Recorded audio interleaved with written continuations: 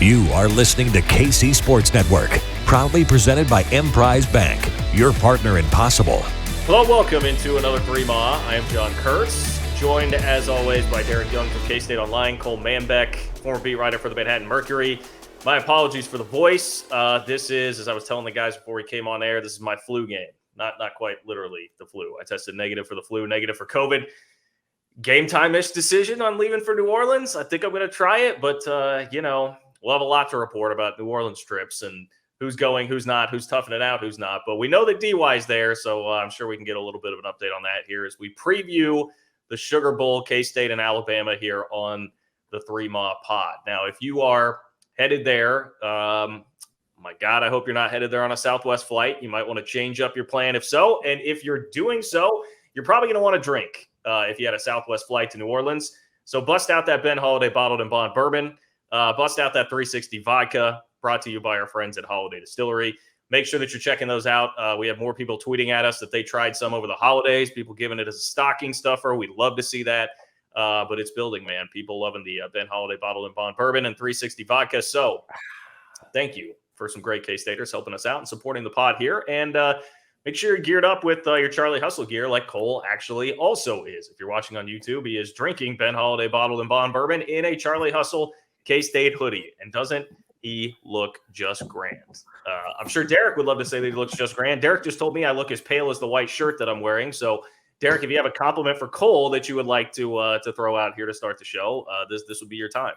No, we were disagreeing off air just about every topic, so I'm not in the mood to give Cole a compliment. Okay. All right. Well, we're feisty. We're feisty to kick things off here. But check out charliehustle.com. Support the Cats. Check out their K-State merch there as well. All right. Well, we have somehow come together here as we watch, by the way, the Liberty Bowl at halftime right now. It's 31-13 Arkansas over Kansas. So there's a lot going on. I'm sick. It was a pretty miserable Christmas, to be honest. Like, I spent Christmas Day just feeling awful in my bed about 5 feet away from me over here. Derek's already in New Orleans covering the bowl game. He was the lone K-State representative that made it early on for the stuff. Well, Alabama media apparently laughed at us. And Cole has decided not to go to a once-in-a-lifetime opportunity to watch the Sugar Bowl in K-State play Alabama. So that's kind of the scene. Would anybody like to offer some opening remarks before we get into the typical headlines? Those are like the 3MA crew headlines. Those are the local headlines. We'll get to the national headlines. I can stick to the negative drivel that you kind of began this podcast with. Dribble? I guess I'm being very mean. I'm sorry. But while we can all enjoy a good Kansas loss and maybe they come back and make this a competitive game, I don't know. But this would make the Big 12 0-3 to start out the bowl season. Not only that, but Cincinnati and UCF have looked terrible in bowl games. So 0-5, really, if you count those two. Yes. And one of those losses being to Air Force. That game, though, I mean, can we cut Baylor some slack? I mean, for the love of God, they were playing in Fort Worth. It was the coldest game in their program history. It was like a -4 wind chill. They're playing Air Force, like a service academy. And I mean, nothing against, but the style that you play is just, there was nothing about that was appealing. I'm cutting Baylor some slack. It's like Kansas State when they played Navy in the Liberty Bowl in 2019. I want to say that was, it's similar like that. Then you have Mike Gundy getting pissed in the press conference after the game and threatening. What a D-bag. Don't even get me started about that. That was terrible from Gundy. Yeah. I would like to state that my Southwest flight to New Orleans got canceled. I was one of the victims, so I can't. That's a pretty good defense, though. That's pretty good. I have like 300,000 points on Southwest too. This is a tough blow. I've been saving. I've got like 10 flights that I could use through them. So, man, sorry for all the K-State fans having to deal with that. It's tough. Well, I guess you can use it to fly from Kansas City to Council Grove on Saturday. Is that an option? That might have to be one of their new options to keep a lot of customers. It's a top flight destination, and I don't know. I'll have 11 people at the basketball game Saturday night though, so there for Coach Tang. Are they a part of was that a part of our mini ticket package, Cole, that I bought? I meant to check that. It was an option, but this is actually a game that I didn't include in my mini ticket plan. I was fortunate. Yeah, I was just Don hooked me up with some tickets, and then Tom hooked me up with some tickets, so I got to give a shout out to both of them. So they're great seats. Okay, awesome. DY, how many are we? What do K-State folks think, or either of you guys? What do we think for expected attendance in NOLA? I was told that Alabama will probably have 60% of those in attendance, which seems about right. But someone said I think it holds almost 70,000, and they think there will be 65,000 in the stadium. So I'm trying to do the math on that. Like 2025 K-State then? 20 to 25? Yeah, something. Math is no good. I mean, look, it's It's 4.5 hours from Tuscaloosa to New Orleans to drive, and then Alabama fans are all throughout the South, so there'll be even some closer. There'll be a lot of Alabama fans in Louisiana. So they recruit the crap out of the New Orleans area too. So, well, probably a lot of Walmarts within vicinity there. So, a lot of people can just grab the T-shirt and head on over. Walmart's flooded into the Superdome. Wow. That'll be Alabama. I got to get some semblance of a shot in. I know Cole's been telling me how scary it all is when he looks at the stats. Walmart's Arkansas. Why is Louisiana? I'm making fun of just a Walmart fan. Well, there went. I was trying to get Walmart as a sponsor, but there went that. John took a shot. So sorry that I killed our deal with Walmart. All right, well, let's get it back on track then with some headlines. This is a pretty big opportunity standing in front of this team. I mean, there is no better way to earn respect in college football than to go out and beat Alabama. I suppose just winning a playoff game in general would stand very similarly to that. But if you're not going to do that, beating Bama in New Orleans in the Sugar Bowl would be as good a way to generate some respect as you possibly can, especially with Will Anderson and Bryce Young playing. Alabama can still trot out the, we didn't really want to be there excuse, which I'm sure will happen if it were to go south for them. But, that's lacking some real teeth to it, I think, for a lot of people here. So I'm seeing the promos on all these bowl games that we're watching, man. There's a lot of hype, a lot of promotion for this game. It's a big time opportunity for this team to go back up the Big 12 championship and beat Nick Saban, beat Bama. Yeah, both teams at full strength. I mean, Kansas State's the injury bug has kind of worked out for them in terms of who they lost during the Big 12 championship game. I think it was Echo Boydo, Malik Knowles, Uso Sayamalo. All three of those guys are going to be back. Felix didn't opt out. He could have as well, right? It's not just Alabama. K-State had some guys that clearly would, opting out might make some sense for them as well. Deuce Vaughn, Felixini, DK Uzama, those guys are going to play. And for Alabama, it's not even just Bryce Young and Willie Anderson. Those are two of the top 3 picks in the draft upcoming in April. But Brian Branch might be a top 10 pick. He's going to play. Jahmyr Gibbs could be a top 20 pick. He's going to play. There's 0 opt-outs whatsoever. And, I doubt that there's many bowl games in general. You could probably count them on one hand that have 0 opt-outs. And for the fact that it's the Sugar Bowl between Kansas State and Alabama, I think it only adds to the intrigue of this contest. If you look at Pro Football Focus's top 32 draft prospects for the 2023 draft, this game, Alabama and Kansas State, includes 4 of those top 32. They include Felix. Actually, Pro Football Focus very high on Felix. They have him as the number 23 prospect in the 2023 draft. Brian Branch, the safety for Bama, number 16, and then obviously Bryce Young and Will Anderson, number 1 and number 2. But if you look at that, so there are 21 players that are not playing in playoff games, whose teams are just in a regular bowl, non-playoff, 21 of those 32, and 4 of the 6 that didn't opt out are in this Sugar Bowl. It's bad luck for Kansas State in a way because when do you see the number 1 and number 2 picks in the draft or guys at that stature not opt out of a non-playoff game? It's very rarefied air these days. So you could say it's bad luck. You could also say it's a great opportunity because the storyline of Alabama not caring can be heavily disputed by the fact that they've said they care and their players are putting that on display by strapping up and playing in this game. So it certainly seems significant to Alabama.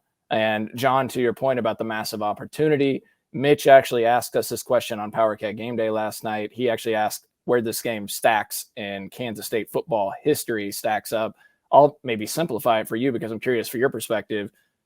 In terms of bowl games for Kansas State, is this the most significant in program history? Okay, so more than Ohio State and the Fiesta in 97. Yeah, well, I guess, we can stop to think about that. I shouldn't answer so definitively. Like, first of all, the Cotton Bowl at the end of the 96 season was like a huge deal at the time. That was still New Year's Day. That was when New Year's Day really mattered. I remember that being a massive deal that K-State was playing in a New Year's Day bowl game against Steve Sarkisian, BYU in the Cotton Bowl in 96. So that was a huge deal. K-State brought like 40,000 fans to that game. So at the time that had a lot of significance. They did lose. 97, that was getting to what at the time was an Alliance Bowl, eventually became the BCS, then became New Year's Six. That was huge. It's just the opponent, it was Syracuse, Donovan McNabb, but it was not as big of a deal. Now they kicked the hell out of Syracuse. I actually just watched a replay of that game the other day on YouTube. But so Ohio State in 2003 in the Fiesta Bowl was also pretty big. But I was trying to think of this game in context of like just major opponents that you played. I mean, you've had Oregon, you've had Ohio State, you've had a really down Michigan team in the Buffalo Wild Wings Bowl, but never like a brand like this. So I guess I just kind of view it like that. I think it's in the conversation. How about we say that? I don't know, Cole. I can't really differentiate very strongly between some of those, because at the time when the program was just on the come up with Snyder, like we can say now, the significance of if you win this game and prove what you can do without Snyder and it's Kleiman doing this and all that. Like, yeah, but at the time in 96, like that was a huge freaking deal for that program at that time to be on that New Year's Day stage, and 97 to prove that you could win an Alliance Bowl. All those things had a lot of significance at that point in time when the program was on the initial come up. Well, you could make the argument that the Copper Bowl too, in context of things, in 93 was extremely significant for the program because it was the first bowl game and win for Kansas State football. Not the first bowl game, but the first victory, and how much it meant to this program and taking off. But, Ohio State, a brand name, they were ranked 7th. They were 10-2 heading into that Fiesta Bowl, but it doesn't have the same feel. And maybe I'm living in the moment here, but Alabama, just not to insult DY, because Ohio State has a ton of program history, but just feels a little different playing Alabama at this current time because of what they've done and the recency factor of so many national titles over the last 10 years. The only thing I would, and it's going to sound like I'm defending Ohio State, but I don't mean to, is that Kansas State played Ohio State in the Fiesta Bowl in 03. Ohio State just won the national title the year before. Alabama technically didn't win the national title last year, so that's true. That is fair. I was just about to. I'm glad you stepped in and reminded me of that. Well, first of all, fraud national title. I mean, that pass interference penalty. Oh gosh. Oh, here we go. Also, I was about to step in and just totally sideswipe Craig Krenzel and be like, "I'm sorry, dude. Like Bryce Young v. Craig Krenzel. I don't know which one. Oh yeah. I can tell you which one's striking a little more fear in the hearts of men. But sorry, Craig. No, I mean it's fair. That was the one-hit wonder of Maurice Claret too. So. Yeah, well, and I still very much lament that Ohio State game because I always felt like if the L thing didn't happen, which was just clearly a massive distraction, threw everything off, I think K-State stood a really good chance to win that game. At least would have been a competitive game start to finish. Yeah. Instead, K-State was always chasing, but that's a part of the problem here. Like we talk about the opportunity. How about this one? Since we've kind of hit on storyline number 2 here already, which is just no opt-outs across the board. One thing, Cole, that strikes me in talking about some of these games is Ohio State. It was like kind of got bombed, fell behind by a couple scores, and were chasing the entire game. What happened when they played Oregon in the Fiesta Bowl? Sean Snyder decided to just pooch it up to DeAnthony Thomas and say, "Come and get it." And they ran it right back on the opening kickoff and then punched in a 2-point conversion. And you were literally playing catch up the entire game. I'm still fuming about that. I mean, when Arkansas, right? When Arkansas was in the top 5 and they played them in the Cotton Bowl in 2011, got behind, had to play catch up. Like there's never, it seems like in these games and these opportunities that Snyder had, at least, it was always like falling behind and then just trying to furiously fight your way back. How about, maybe not doing that? Well, you could look also the 2014 Alamo Bowl against UCLA. K-State actually got down 3 touchdowns in that game as well, and then came back and made it a 1-score game. But they were down by I think 24 points at one point in the UCLA game, and that wasn't an insignificant matchup. I mean, both those teams were ranked in the top 15 in America, so it was a very high-profile Alamo Bowl. It is critical to get off to a respectable, decent start in this game, so you are not trying to play catch-up and abandon your playbook and game plan in this game. So, look, I don't know if the answer is to receive right out of the gate against what's a very good Alabama defense, but I don't know, man. I'm excited to see what Colin Klein is able to implement from an offensive standpoint, just because 3-4 weeks to game plan with as much as he's shown and proven this year as an offensive coordinator. And we saw how good they looked in the bowl game last year, even though it was obviously an inferior LSU team with so many opt-outs. But still, I'm very excited to see what he can implement with Will Howard and Adrian Martinez, and, you know, some packages that could be included, some trick plays. I would expect K-State to run a trick play or two in this game as well. Well, what'd you scout out of practice, DY? I mean, by the way, that's headline number 3 here. K-State is healthy, relatively speaking. Obviously, you're not going to get guys like Kobe Savage back who are out for the year, but it sounds like Echo's good. Sounds like Malik's good, wearing some gear on that knee. Sounds like Uso's good. And then Adrian Martinez has been practicing as well. What we see at practice, what kind of trick plays, what kind of great packages do we have out there for Adrian? Is he playing receiver? Like what's going on, DY? Let us know.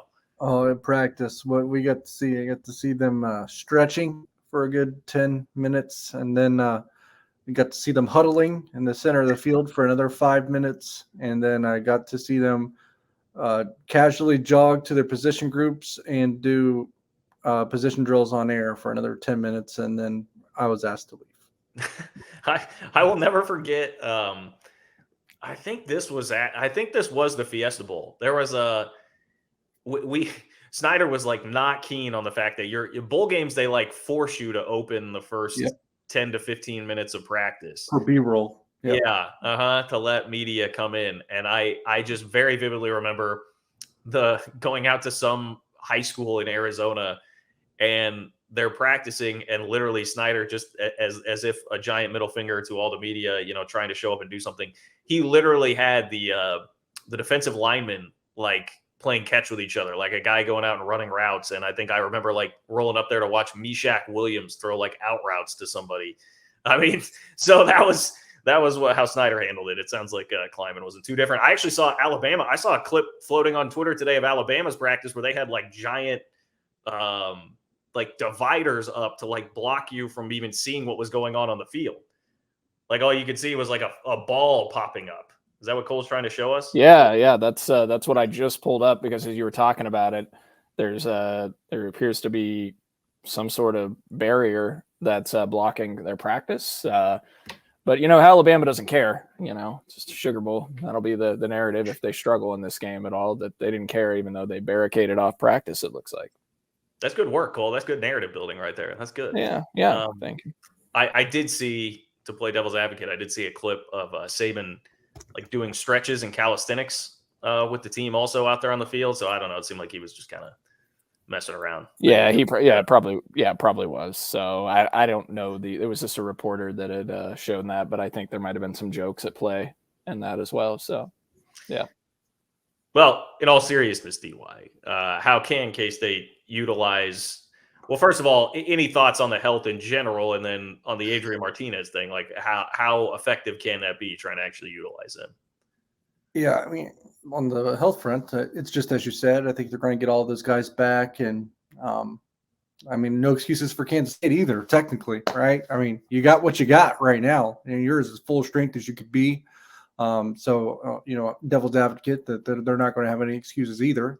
They're not as talented of a team. That's probably going to be the excuse if they are to fall. But at the end of the day, they got to go out there and stick true to who they are from a philosophical standpoint. I don't think you want to reinvent the wheel, even though you're going against Alabama. I think you kind of still want to do what got you there, so to speak. But I struggle with this because Adrian Martinez had a leg injury. So, right. I wonder what the mobility is like. If he's 100%, then go for it. He probably is closer to 100% with what we believe that injury to be. This is about the timetable for him to make a full recovery. But he's also someone, and I know it's his last college game, so you kind of just throw everything out the door and don't hold anything back. But he's a guy that's kind of injury prone. You want to protect him a little bit. But at the end of the day, what makes him a special player is his legs, especially this season. I think that's been definitely more so than his arm. And I'm conflicted about it because I think that he's kind of the X factor almost for Kansas State when you think about what they're going to be able to do from an offensive standpoint. Alabama's a really solid defense. I know I'm not breaking any news by sharing that, but when they have been vulnerable, it's been against the run. And notoriously, through Nick Saban's career at Alabama, the teams that have bit them the most have been teams with a running quarterback. And I just think there's a part of me deep down, and I can't get away from it, that believes that Kansas State's best asset in this game might be Adrian Martinez's legs. Yeah, I mean, look at Jaden Daniels for LSU quarterback, ran for nearly 100 against him this year. Robbie Ashford, the Auburn quarterback, I think second or third stringer, when they knew Auburn was only going to run the ball, ran for 140 against Alabama. Traditionally, Nick Saban, you pointed this out when we recorded Power Cat Game Day, DY, Nick Saban's teams have struggled against dual threat quarterbacks. So I certainly think there's going to be some plays built in for Adrian Martinez. And you also have the security blanket of having Adrian against what's a physical defense that's helpful, in the way you dictate and call plays in this game, just knowing you've got two viable quarterbacks that you can throw out on the field. And look, I told DY this last night when we were talking. I would not be surprised if K-State puts both on the field for a play or two and sets up some sort of trick play. Will Howard throwing it out to Adrian, a double pass, setting something up like that. But yeah, I mean, look, if you're in a 3rd and 1, 3rd and 2, short yardage, it very well could be Adrian that goes out there at quarterback too, to give the run threat option of deucing him. So I think there's a lot of different packages that you can implement. And the bottom line is I just feel a lot better having two experienced quarterbacks available for this game. Yeah. And I think the Kansas State receivers have probably overachieved by far this year if they had a really good season, but there's a difference between who they've done it against and doing it against Alabama's secondary. And you got to wonder what those windows look like for Will Howard. Everyone's a little bit faster. Everybody's a little bit stronger. Everybody's a little bit longer. I just think, almost that neutralizer for Kansas State, and it kind of harkens back to like the Bill Snyder offense, right? You try to get the extra blood. I don't know. There's a part of me that says maybe the best way to win is with Adrian Martinez's leg when you're going up against a challenge like Alabama. And look, the more athletes you can throw on the field, the better. And Adrian Martinez is one of the best athletes on the team and one of the fastest players. One of the best athletes in college football. So yeah, so I think there's certainly going to be several opportunities. And look, I think we all hope that he gets a meaningful moment in this game, something that he can remember forever. A big play that he has in this game. I think we all want Will Howard to have a big game too. I would love for Adrian to have a meaningful, significant moment. And what is his first bowl game in his 5-year career that he's gotten the opportunity to play in. And we all love Adrian. He's a great team guy, great leader, and just hope for the best for him, for everything he's endured and how great he's handled this situation. So really hope he gets a chance to make a big play. Yeah, I mean, I'll just say this, the season, if you think back to beginning of the year, and we've talked about it, excuse me, ad nauseum here on this podcast before, but there have been so many twists and turns, right? I mean, what's one more gigantic twist here at the end that it's Adrian Martinez that winds up being the key in beating Alabama or playing a really competitive game with Alabama? I wouldn't shock me just in the way that this entire season has gone, and would certainly put a really nice bow on the end of the Adrian Martinez story. Not that that's a guaranteed happen or anything like that, but I will say just in the month of thinking about it and learning a little bit more about Bama and seeing what you guys have keyed me in on how quarterbacks have hurt them, I'm much more open to the idea of like Adrian Martinez being a significant contributing factor here. Whereas I think like right off the high of the Big 12 championship game and Will playing as well as he did, I was kind of like, all right, I mean, I get it. You're going to try and utilize him if you can, but is this really just throwing a guy a bone here? No, like I'm buying that there's legitimate reason to try and do it. I'm typically against a 2 QB system, and 99.9% of the time, seems like one of those opportunities where it might be a benefit to the team in this case. And you'll probably ride a hot hand, I imagine, whatever path they end up down. And it's funny because we're talking about this, and it just made me think, and the situations are in no way identical. But remember when Skylar Thompson finally got things going in was it 2017 and kind of took the starting job, and he rolled into the Cactus Bowl against UCLA that year, and he had things firing, and then he has a terrible first 3 possessions. Coach Snyder pulls him, and Alex Delton leads K-State to a win over UCLA. It would kind of be similar because you're talking about a run-first quarterback. Well, in defense of that, probably a run-only quarterback when it comes to Alex Delton. Yeah. Hey, that's a good poll there from K-State Bowl history. I'd forgotten about that, but yeah, that was the Alex Delton game. I'm still blocked by Alex Delton on Twitter, and I don't know why. I'm still blocked by Dylan Edwards. So I'm blocked by Alex, and I'm blocked by Sean Snyder. So somehow I am not blocked by Tim Brando. I'm not blocked by either. Brando. I was pretty much trying to get blocked by the end of the season, but well, he's a big fan of 3-ma, so he doesn't.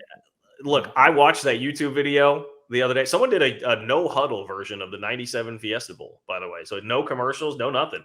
And I was watching that through, and Brando did the broadcast back in 1997. I mean, I've been saying this whole time, like, kind of, he's lost a step, like all that. I don't know. Sounded pretty much the same to me. Still some mistakes. Still some stumbling over things. Yeah, you were defending him hardcore. You're like, oh, back in the day, he was really good. Then you actually listened to a call from back in the day. You're like, maybe he wasn't. I thought John was actually about to give him a compliment. But I did too. No, he still sucks. 25 years ago. It was not a great broadcast. I was like, You know what he was? You know what? And maybe I'm gonna like go back on this too, just like you did after going back and listening to a game of his. I think what his best quality has been in the studio. He used to do the CBS studio. Yeah. That's where he's probably supposed to be. Well, he did a talk show for a while too on like CBS Sports Network. And so I think that's where some of his opinion stuff still comes out. But, some of those opinions, whoo boy, they are not good. Not good. Okay. This is the scary part of the pod where we transition to Cole giving us an in-depth preview of Alabama. Let's start with the offense. Which does not seem to be nearly as intimidating. The statement that Alabama does not have a draftable receiver on their roster, which was from Matt Miller. If you guys listen to that pod, NFL draft analyst from ESPN, that is a shocking statement to me about Alabama. How Saban and this program wound up in that spot. I mean, look, they've got Bryce Young. Gibbs, the running back, is a star. Like they've got, don't get me wrong, they've got pieces, they've got dudes, but not like what you think of in years past with like a Devontae Smith, Jamison Williams, like not that kind of a dude. Jalen Waddle, all of those guys from Lord there in Alabama. Ja'Cory Brooks is still a pretty good player. I don't think we should cut him down too much. He's had a solid season. Here's the funny thing. My only comment on that is this. I think it's pretty accurate because I think every draft Nick is kind of saying that about the Alabama receivers, but it pisses me off here for one thing. And I don't know why this is like something that's making me really angry. But then if Alabama doesn't have a draftable receiver, then why are those receivers transferring from Alabama that couldn't play behind those undraftable receivers rated so high in these transfer rankings and going to TCU and Oregon? I don't like, if they were so good, then why weren't they playing at Alabama instead of these receivers that don't have a draftable grade? Like transfer rankings drive me insane. Well, it's very similar to like recruiting rankings, right? Like Alabama offers a guy, like, all right, skyrockets. Like, well, Saban wanted him at one point. He must be great. I mean, I'm with you because they made a pretty big deal of the kid that was going to TCU. JoJo Earl. Yeah. And I'm like, man, he can't play behind these undraftable receivers. Then is he really that good? Or Trayshawn Holden, I think, is the one that is going to Oregon. I'm like, how do you guys know? Like, there might be a reason he's not playing. And didn't some of the sites have like Keegan Johnson, K-State transfer, ranked like the 70th best receiver in the transfer which makes no sense because that's someone that actually has proven quality production at the Power 5 level. Yeah, as you mentioned, nearly the Big Ten freshman of the year is true freshman season. And also it doesn't make so sense because of the schools that were chasing him. I mean, Notre Dame, Nebraska, Texas A&M, all the power programs that wanted him. And yet, he's ranked around 70th in the transfer portal for receivers. So yeah, it makes – I don't put a lot of stock into those rankings necessarily when it comes to the transfer portal. You guys mentioned the wide receivers. Yeah, when Matt Miller said that was a question we were going to ask him, was specifically, do they have a draftable wide receiver? And he brought it up on his very own accord and said, this is an Alabama team that doesn't have a draftable wide receiver on their team. Now, I think Jermaine Burton is, if you go to ESPN's, he's a transfer from Georgia. He had nearly 1,000 receiving yards in his first 2 seasons for the Bulldogs. If you look at like ESPN's grading, they have him as like a 6th, 7th round pick right now, but nobody else in that wide receiver room that is currently projected to get drafted. Ja'Cory Brooks, DY mentioned him, 623 receiving yards, averages 17 yards per catch. That's the leading receiver for Alabama. The last time they didn't have a 1,000-yard receiver was 2017. I mean, you think about the one year they had Jerry Jeudy, Henry Ruggs. Yeah, Henry Ruggs. And Waddle, and they've had Devontae Smith. You guys rattled off all the names. You could all go all the way back to Julio Jones playing there for Nick Saban. I mean, they've always had a dynamic receiver. They had Jamison Williams, obviously, the last couple of seasons as well. So they have a dynamic talent there. The receiver. Yep, Amari Cooper. Yeah, it's the list goes on and on. Yeah, it's receiver U when it comes to the draft, and some of those guys haven't panned out in the NFL, but a lot of them have, and they don't have that guy this year. And I think K-State in the secondary, like you think about the guys that K-State's played at the wide receiver position in the Big 12, they've gone against better wide receivers than what Alabama has. Quentin Johnston, you think about him at TCU, and he's a projected first-round pick. You think about Xavier Worthy, Xavier Hutchinson, et cetera. You could go down the list. There's better receivers K-State's gone up against in the Big 12, and they've been effective against a lot of those guys. So I don't think K-State should necessarily be intimidated by the wide receivers. What I will say is Latu, the tight end, Cameron Latu, he's a 6'5", 245-pound senior tight end. He's got 25 catches for 323 yards. He had nearly 400 yards last year and 8 touchdowns. ESPN projects him as a late third-rounder. He's a talented weapon, and that's someone K-State will have to be cognizant on with the safety situation without Kobe Savage and Sincere Mason. And we've seen the tight ends get K-State a little bit over the last several weeks from the opponents. And then I think one of the other things I'll have to be very aware of is Bryce Young dumping the ball down to Jahmyr Gibbs, the running back, who actually leads Alabama with 42 receptions. So he's their leading receiver in terms of overall receptions. He's got nearly 400 yards. And then Jace McClellan, their secondary running back, has almost 300 yards receiving. So they throw the ball to the running backs a lot. And Gibbs has over 100 catches in his career, including his 2 years at Georgia Tech before he transferred into Bama. And Gibbs is a guy that's projected to go in the first round of the draft too. Like if you look at Pro Football Focus's rankings, or I think ESPN, he's projected 20th overall.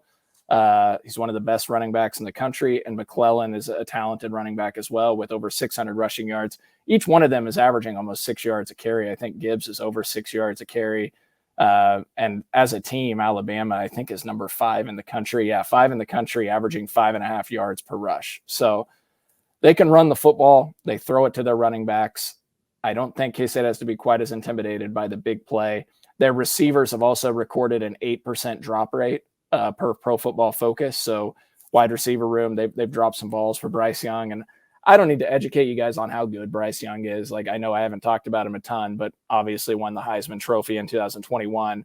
And over the last 2 years, nearly 8,000 passing yards, 74 touchdowns to 12 interceptions, completing 66% of his passes. So a very talented quarterback. And overall, this is an Alabama offense that's averaging 3.3 points per drive, which is 10th best in the country. Brian Freemau's FEI rating has them as the 10th best offense in the country as well. Sack rate allowed, 4.2%. That's 25th best in the country. Yards per pass, they're 34th nationally. And yards per play at 6.6. They're 11th best in the country. But here's one thing I wanted to mention, guys, about that Alabama offense. So I pulled Bill Connolly's SP Plus rankings of every Alabama opponent they played. And what you will find overall is that K-State has played a tougher schedule than Alabama. In fact, Alabama has only played 7 games against the SP Plus top 50. K-State's played 9 against the SP Plus top 50, including 2 matchups against TCU. But when you look at the SP Plus top 35 defenses in the country Alabama has gone against, that offense against the top 35 defenses, there's only 4 of them. All right, 4 defenses, and that is Texas, Texas A&M, Mississippi State, and LSU. LSU is ranked 32 in the SP Plus best defenses in America. In those 4 games, Alabama produced 98 points combined on 48 drives. That's an average of 2 points per drive. I just mentioned they averaged 3.3 points per drive on the season, but 2 points per drive in those 4 games against the best defenses they faced. For context, 2 points per drive, the team that has averaged 2 points per drive on the overall season ranks 82nd in the country in points per drive. So that tells you that's not a good number when they play good defenses. And just for more context, K-State's 16th in the SP Plus on the defensive side of the football. So this is one of the best defenses. In fact, if you look at it, Texas was the best defense Alabama played in the SP Plus. They're ranked 14th. K-State will be the second best defense per the SP Plus that Alabama plays this season. Texas A&M third at number 19 in the country. So I wanted to get you guys some positives, and hopefully that helps provide a little context around that. It does, and I think it's a fair point. I mean, I was going to make the point, if you're talking about the schedule, like K-State's played 2 games against TCU and 1 against Texas, which I think both of those teams are at least like in the ballpark here. I know we get our cracks in at Texas, but in terms of talent, I mean, that's going to be the closest thing that we've seen, I think, to what K-State has played. Not that TCU doesn't have talent, but I think they're obviously a much more well-rounded team. And you do think back to the Bama game against Texas. Now, I was about to say against Texas without Quinn Ewers, but I'm not entirely sure that didn't actually help Texas a little bit, that it was Hudson Card and not Quinn Ewers, but I digress. Either way, that was a really close game, and it took a heroic play basically by Bryce Young to win the game. So it's twofold. That gives me some comfort, but it also makes you fear Bryce Young because, like, that's what he does. That play he made where Texas sent like a corner blitz at him, and he just kind of shrugged the guy off and worked his way out of trouble to make the play to help clinch the game was special. So there's some good and some bad with that. But I think that's great context, Cole. Thank you for letting me know. I do wonder one thing, John and DY, in this game is how aggressive is Bryce Young? How long does he hold on to the football? There's a lot at stake for him. He's playing. He's taking a risk. If K-State goes after him like they did Max Duggan and puts him on his back a couple times, does he start to rethink how he's playing in that game? I'm not saying he's going to yank himself from the game, but does he become a little more gun shy and start getting rid of the ball, throwing it away a little quicker? I mean, easier said than done getting him on his back, though. I have some worry about what he could do running around, especially after. I mean, look, the last full regulation drive that we saw this defense play was the one where Max Duggan had like 85 rushing yards on the drive. So I'll be surprised if Bryce Young leaves the pocket once, given what's at stake for him. Well, that's not who he is, right, DY? He's not a guy in his career that's scrambled or tried to gain yards off the scramble. He's usually looking to throw when he does move, right? I think you could probably count the number of times they've ran when it hasn't been like a scramble on one hand. So can I give you guys a little bit more context overall about the SP Plus? Let me just rattle off. Let me rattle off overall, not just looking at defense SP Plus, but overall opponents where they rank in the SP Plus. So K-State, for context, is number 8 in the country in the SP Plus rankings. Alabama is number 4. The best team they played, Alabama, is Tennessee, number 5 in the rankings. They lost 52-49. Texas is the second best team they played, ranked 7th. They won 20-19. Then K-State would be 3rd at 8.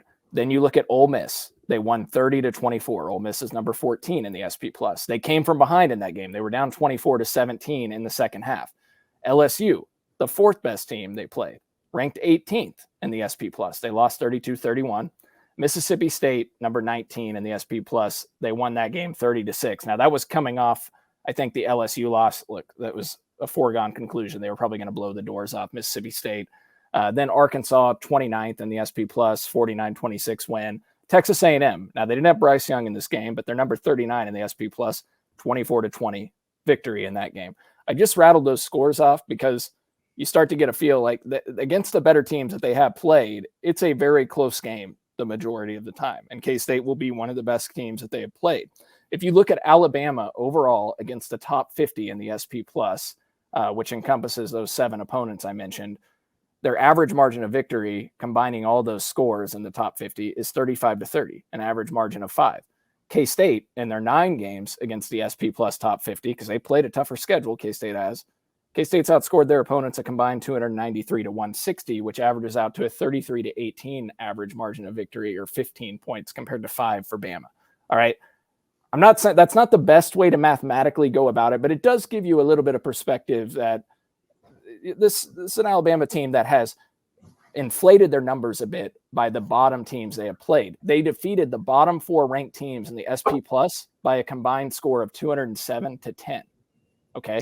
Vanderbilt, 55-3, Utah State, 55-0, Louisiana Monroe, 63-7, and Austin Peay, 34-0. Good guy. I mean, the SEC, man, they've got that scheduling thing figured out. I tell you what. You roll in Vandy every once in a while. You throw in the late game. It was Austin Peay, whichever one of those was late in the year that they played down at the end there. Yeah, it's good context. I think the other thing that's just such an unknown here is how much Bama is going to care. I do think it says something that they got those 2 guys to play and others that could have opted out.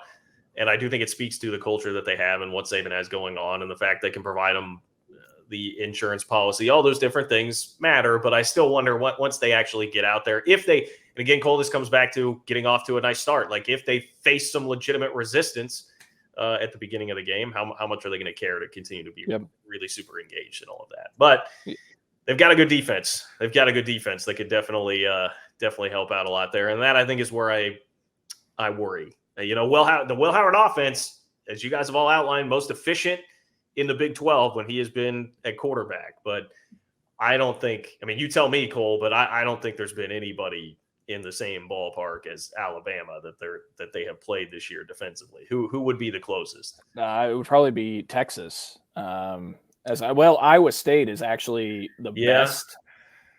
If you look at the SP Plus rankings defensively, Iowa State is ranked 7th in the country. Alabama, I think, was they're top 6, 7. Iowa State would technically be there, although I don't think we could argue that Iowa State has near the talent level that Alabama has on the defensive side of the football. Now, Will McDonald was a heck of a defensive end. You're going up against Will Anderson here, who's the best DN/edge player in America. They line him up at linebacker, outside linebacker as well. They bring him from all over the field. And obviously significant that Will Anderson's playing in this game. That's a guy that had 101 tackles in 2021 to go along with 17.5 sacks and recorded the most quarterback pressures in college football as a true sophomore last year. This year has nearly 50 pressures. His sack numbers are down a little bit with 10, but he's still a force to be reckoned with. K-State's going to have to divide some extra attention to him and probably chip him quite a bit and have 4 eyes on Will Anderson and where he's lining up on the football field.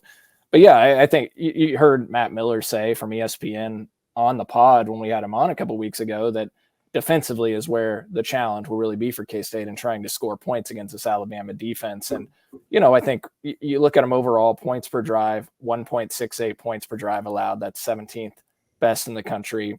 Freemau's FEI ratings, which is opponent adjusted efficiency, has them as the 6th best defense.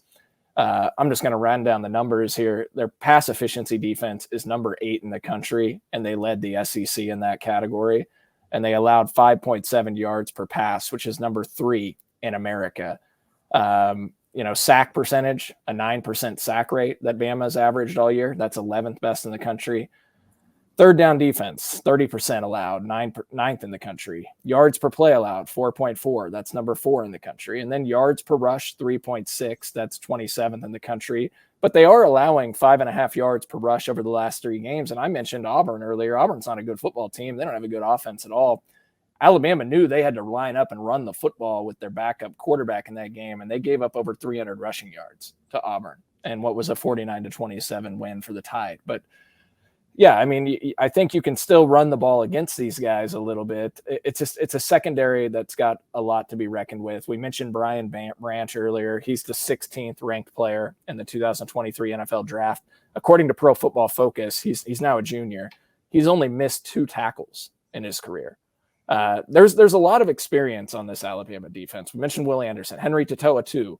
348 career tackles, 2 years at Tennessee, 2 years at Alabama. He's ranked as a 3rd-round draft pick currently is where he's projected to go. He's an inside linebacker for Bama. DeMarco Hellens, 4 years at Alabama, 248 career tackles, 13 passes defended. Julian Battle, another guy that's probably going to go in the 2nd or 3rd round, strong safety, 90th ranked player in the draft per ESPN, 243 career tackles, 10 passes defended.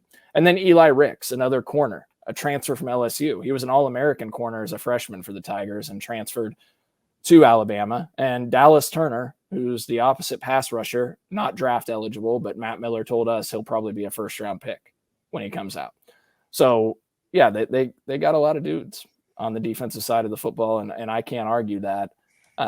K-State's going to have to get creative and figure out a way to score. And obviously special teams in games like this plays a huge factor. Now, unfortunately, Alabama is pretty much top 10 across the board in special teams. So I don't know. It's going to be a challenge for K-State to get some guys open, separation, but hopefully Malik Knowles is healthy enough that he can help.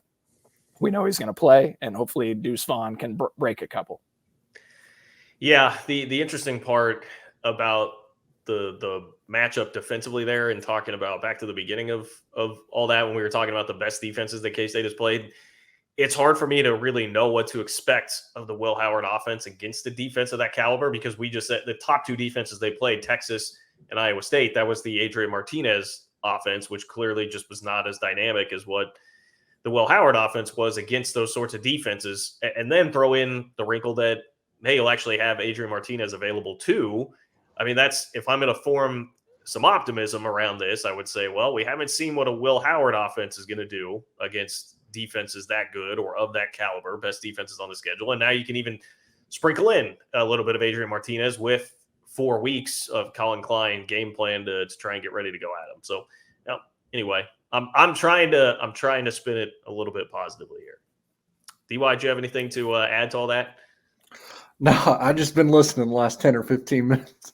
Yeah. Sorry about that, guys. Talked a lot there. And no, it was good stuff, man. Great numbers.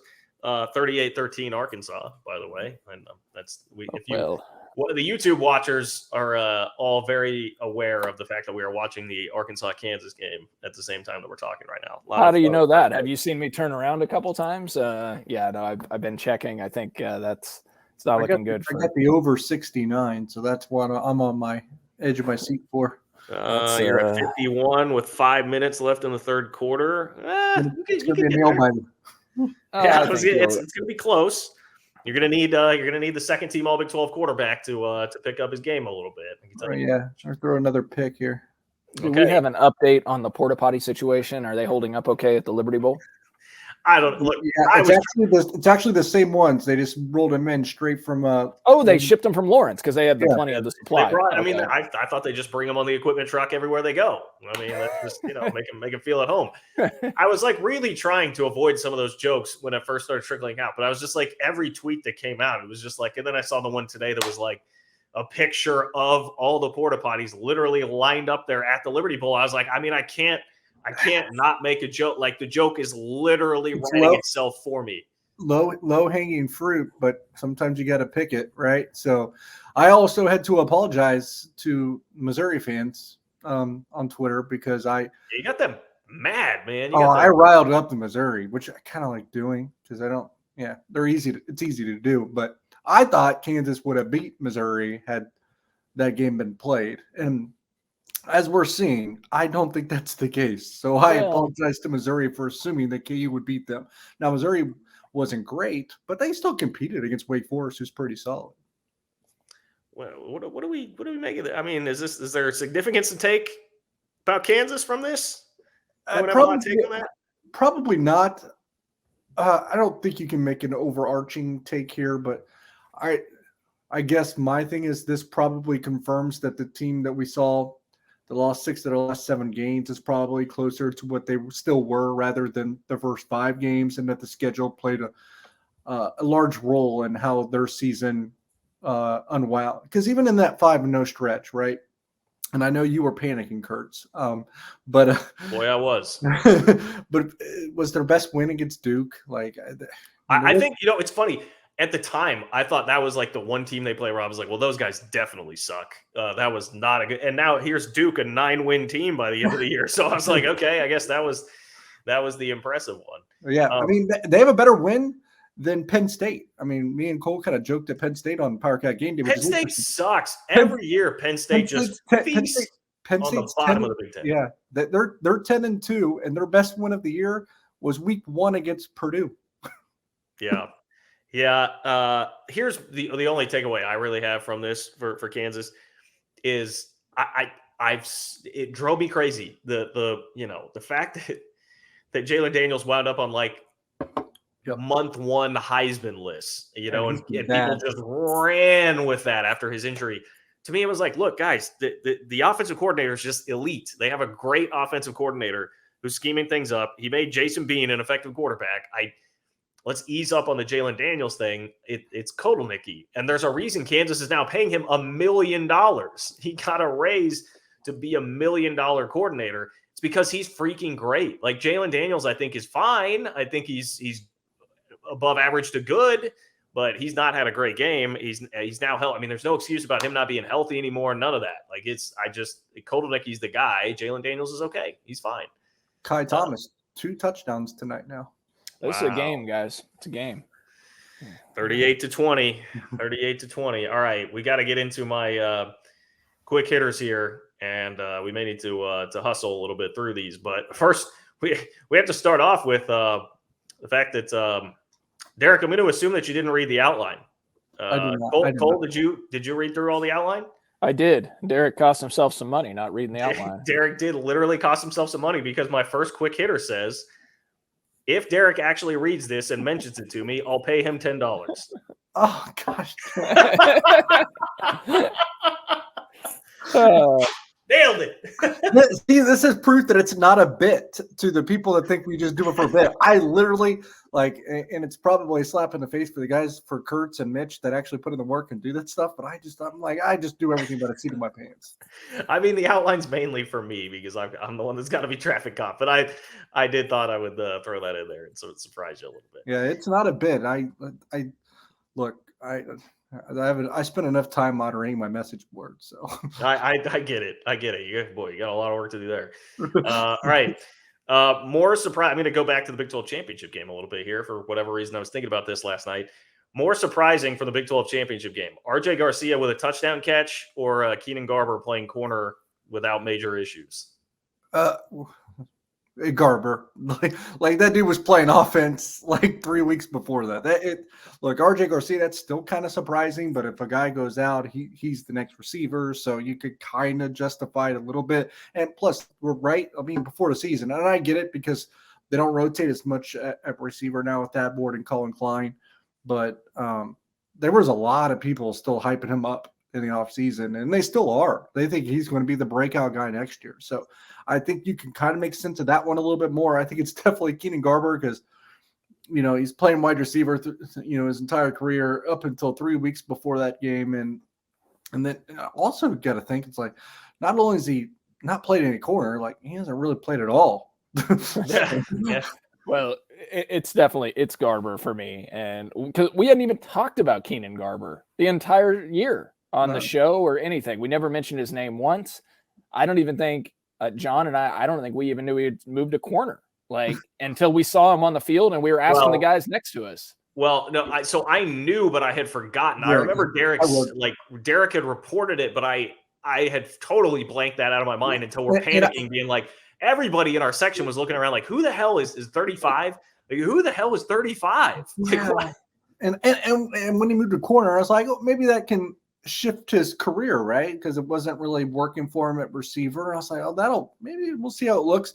I was thinking maybe like in a year or two, not like 2 weeks later. Yeah. and then we hear Chris Kleiman after the game in the press conference say that Jacob Parrish was dinged up or had something going on that week leading up to the TCU game in the Big 12 championship, and that Garber had just been with the scout team. And the Thursday before the game is when they actually had to move him to the first team defense to just be an emergency corner. And then in the first quarter, he's in the game. Yeah. I mean, Echo got hurt. Yeah. Yeah. So yes, that is the answer. The fact that it was such a sweet touchdown catch and in a huge spot and a TD catch when we really hadn't seen him do much to Garcia except just throw it really short. That was the surprising part. Yeah, that was the high point of the ball perfectly. I mean, that's a great catch. It was incredible. Okay, so kind of a dream scenario here in case they go into the Sugar bowl game you never played in, New Orleans, place you've never been for a bowl, playing Alabama and never played them, the standard in college football. Dream scenario here, but outside of this, if you could craft another dream bowl scenario for K-State to play, opponent and bowl game, what would it be? I'll tell you what mine would be. I'll go first if you need a little inspiration. Mine would be to get to play Notre Dame in the Rose Bowl, which I realize would have to be like in a semi. But let's just smash all of the stuffy college football tradition that I hate in one. I was going to say, why do you want to go to the Rose Bowl when you hate the Rose Bowl? Because I want the Rose Bowl to have to deal with the fact that stupid little old K-State is coming in to play the game between the mountains with the sun shining in on, the whatever valley and blah, blah, blah, blah, blah, blah, blah. And this has been played at 4:30 Eastern time every year since, all that stuff. Yeah. I will say that the only thing that's spectacular about the Rose Bowl is actually getting to cover it. So especially if you were still in the media, that would be your favorite bowl to cover because their hospitality. And it's nothing against the Sugar Bowl because the Sugar Bowl so far, I would say this is probably the second best hospitality that I've ever had in a bowl game. I think I've been at 9 or 10 now, 9 or 10 different ones. And Sugar Bowl comes in at number 2, but there's a huge gap between the Rose Bowl and everything else. And It's not even close. So if as a media type, I'd love to go back to the Rose Bowl. It was my first bowl game, and I got spoiled because you literally get to eat $300 prime rib. You're going to the Staples Center for the media party. You're going to Disneyland. You get to watch the Lakers. You get wined and dined every single day from around the clock for 8 days. They put you in the penthouse of a downtown LA hotel. Well, DY, I covered a 2009 K-State UCLA game at the Rose Bowl. All right. So I think I know exactly what you're talking about. Okay. That was Rick Neuheisel versus Bill Snyder in his love Rick Neuheisel. Rick Neuheisel is a podcast guy now. He was on Sirius XM radio. It's actually pretty good. I actually like him, listening to him. All right. You guys have had plenty of time. I need an answer here. I mean, Notre Dame with the Rose Bowl is pretty good. How about the Las Vegas Bowl? Because that seems like it's starting to escalate in status. So I would say the Las Vegas Bowl. DY wants the Vegas Bowl. I was just laughing. Well, I know that means like you're fifth place in a conference, but just in general, I know it's not like a dream scenario for Kansas State, but for me, yeah, I'm a selfish bastard here. I want to go to the goddamn Las Vegas Bowl. Have you guys ever seen me mad about not getting to play Notre Dame in a bowl game? Is that a sensitive topic? Yeah, are you trying to go back that's right. Are you trying to go back to the Camping World Bowl? Yeah, but that's where you wanted to go. I could do without Orlando, Cole. Like maybe just put it somewhere better. I almost dropped the F-bomb there. I would like to experience the Rose Bowl. The Rose Bowl sweet. I've never been, but I've also heard the Orange Bowl actually kind of sucks. Yeah, as I think like Kansas State's been in the Cotton, now they're gonna have been in the Sugar, they've been in the Fiesta multiple times. It's the Orange Bowl and the Rose Bowl that they won't have been in. Peach Bowl and the cool. Peach Bowl, yeah, and I always enjoyed watching the Peach Bowl. I would say, growing up. Of all the remaining New Year's Six, I would say Peach and Rose. I would say through the Orange Bowl.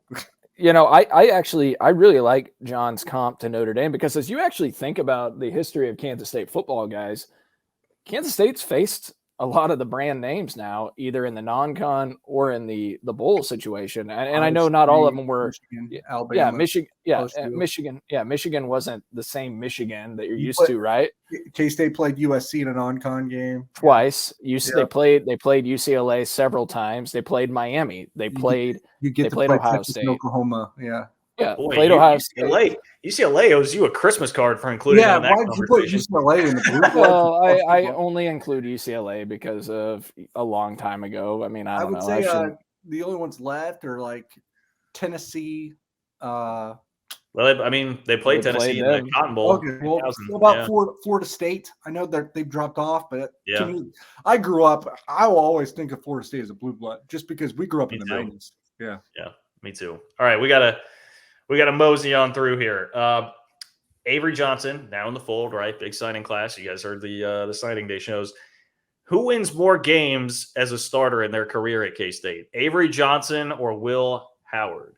So Will Howard currently has 7 wins as a starter, 2 years of eligibility left, and we'll see what happens with young Avery in his K-State career. What would you put who would you put as the favorite there?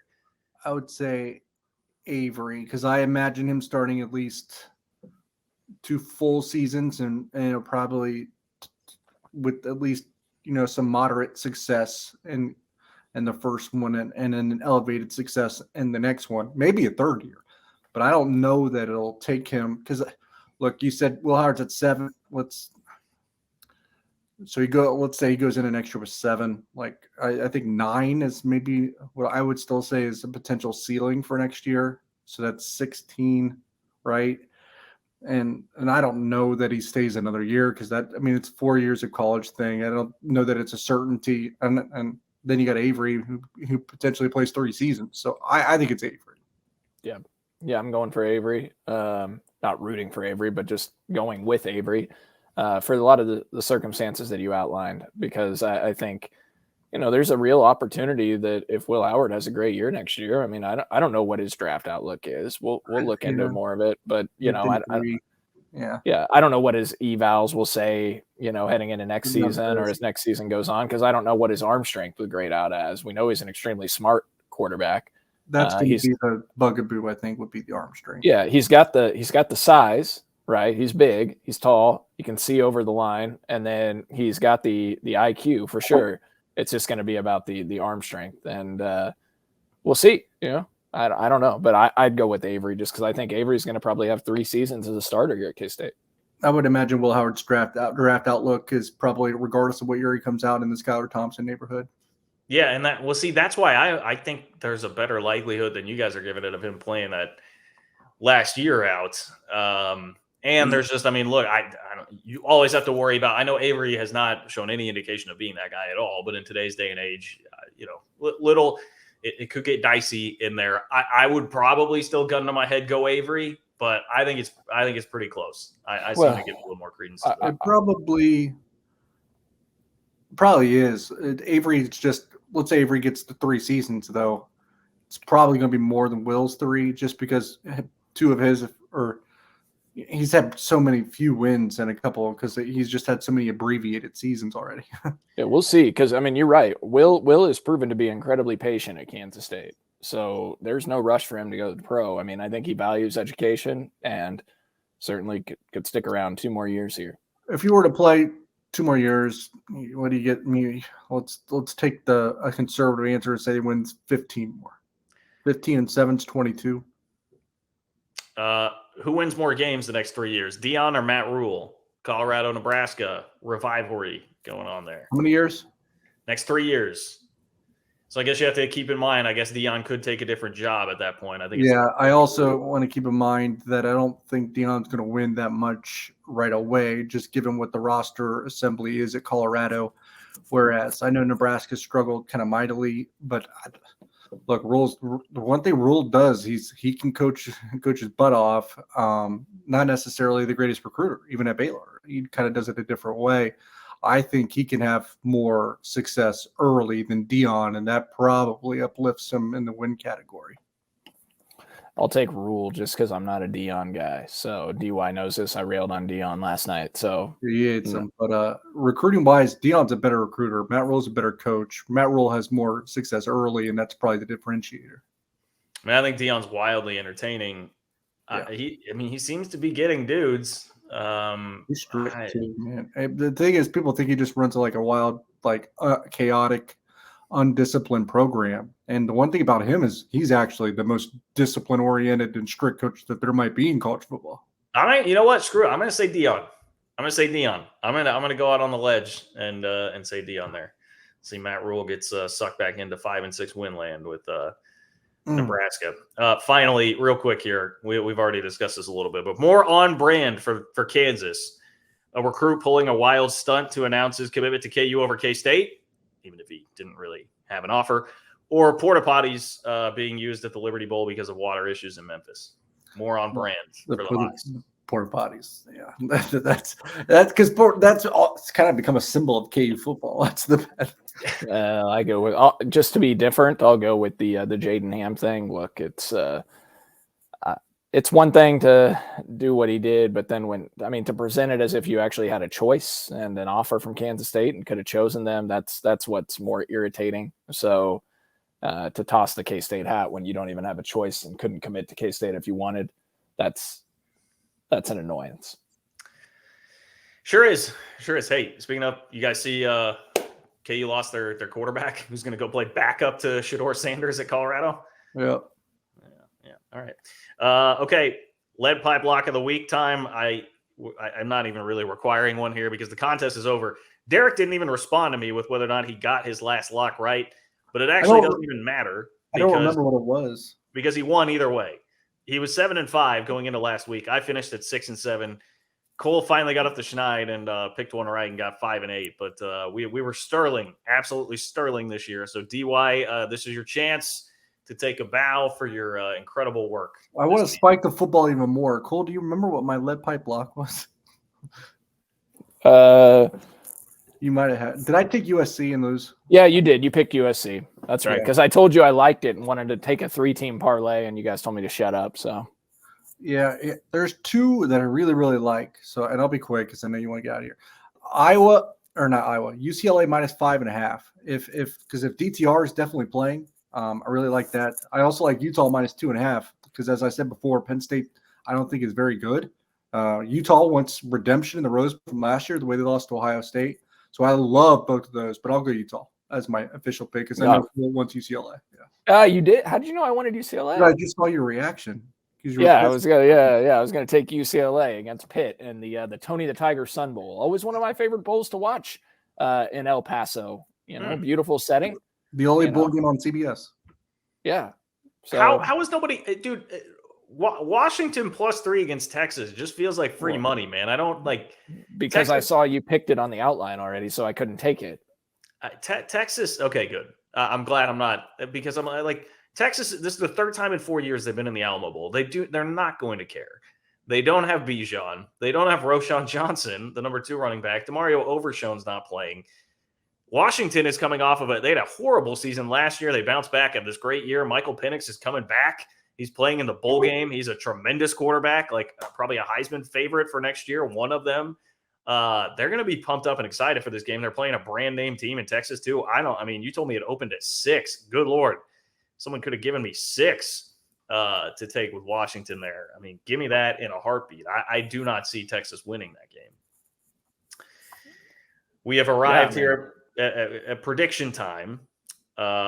Anybody want to start? Anybody going to be gutsy enough to pick K-State? No. Pick K-State to cover. Maybe DY. Let me finish the sentence. To cover. No. Okay. All right. Well, what's your prediction then? I got I already made it. So I'm going 31-16 Bama. I think Kansas State plays it competitive for 3 quarters and just kind of gets away from them a little bit in the 4th quarter. It might be a little bit more than that, but I played it conservative just because I hope it's a competitive game. I just I worry that they don't have enough offensive firepower to really stick with them. I think their defense can hang a little bit, and then the dam ultimately breaks in the 4th quarter. The X factor, like I said, if they can find a way to really get the ball rolling on the ground, I think that's the way Kansas State can win. But I have Bama 31-16. John, why don't you go? I'll pull something up. Okay. Cole's working on something there. I mean, I'm fairly similar to DY. I have Bama 27-17.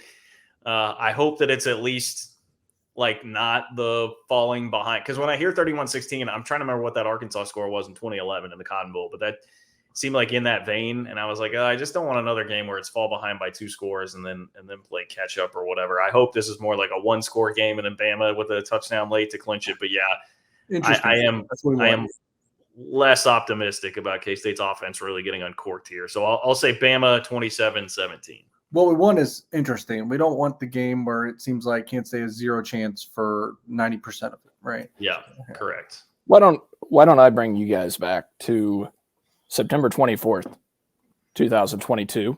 On the road, and I think they won at the number 6 team in the country. So any of you paranoid Kansas State fans, that feels like a personal shot at me. You know what? That is a personal shot at you. Anyone that was paranoid about the Kansas Jayhawks, let it be known that Kansas State is still the power in this state. The college football runs through Kansas State. So do I need to get you Robert Stein? Boys, who would I be to pick against the premier college football program in America? College football runs through Manhattan, Kansas. I know I may have picked on Power Cat Game Day when we recorded last night, DY. I picked Alabama, but I have had a change of heart, and the Ben Holiday bottled in bond bourbon has helped influence the confidence in the Wildcats. College football runs through Manhattan, Kansas. Kansas State, 31. Alabama, 27. Cole's so confident in the Cats that he wouldn't even travel to New Orleans to go watch it. Because I'm going to be smoking a cigar on Aggieville, a.k.a. Bourbon Street of Kansas. In Aggieville, after Kansas State also knocks off West Virginia in basketball that night. And I'll be sending you guys video of the scene. Like, I had to watch videos of when I was in Salt Lake City covering the win over Xavier to go to the Elite Eight. And I saw those videos in Aggieville. And while the game was a hell of a thing to witness in person, I was a little FOMO of not being in Aggieville for that scene. That looked like a hell of a time. That's what I'm going to be sending you guys when I'm partying in Aggieville on Saturday night. Okay.